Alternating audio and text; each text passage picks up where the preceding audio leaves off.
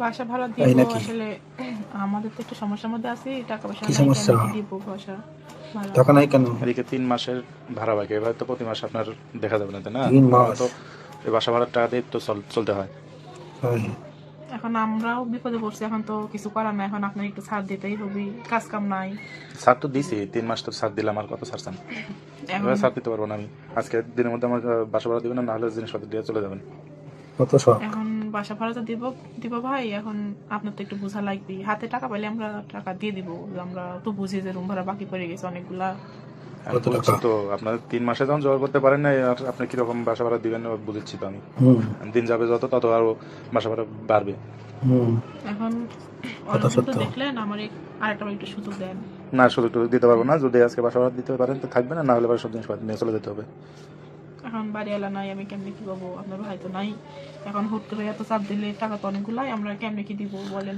তার হুট করে চাপ না, আজ 3টা মাস ধরে আপনার ভাড়া দিচ্ছেন না, নানান কাহিনী দেখান। এত কাহিনী তো দেখতে পারবো না, তাই না? আজকে আসলে ভাড়া দিবেন, এটা হলো শেষ কথা। এখন কোনো ভাড়া আজকে নাই? টাকা দেওয়ার মতো কোনো উপায়ই নাই যে আজকে আমি আপনার টাকা দিব, যে আমার কাছে এই মাসটা সময় দিতে হবে। কোনো আর সময় নাই। সময় টময় দিতে পারবো না এখন। বাসা ভাড়া না দিতে পারলে অন্যভাবে তুলতে হবে।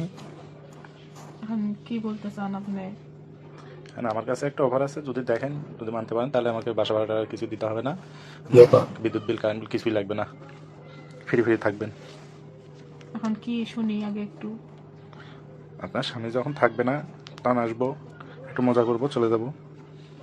কত মজা এখন আপনি কি শখ। আমাকে এভাবে চাপে ফেলাচ্ছেন?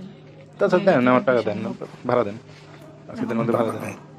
এখন আমার কাছে তো টাকা নাই, এখন আপনি যেটা বলেছেন এখন হয়তো আমার বাধ্য হয়ে এটাই করতে হবে, তাছাড়া তো বল। আমার আর কোনো উপায় নাই।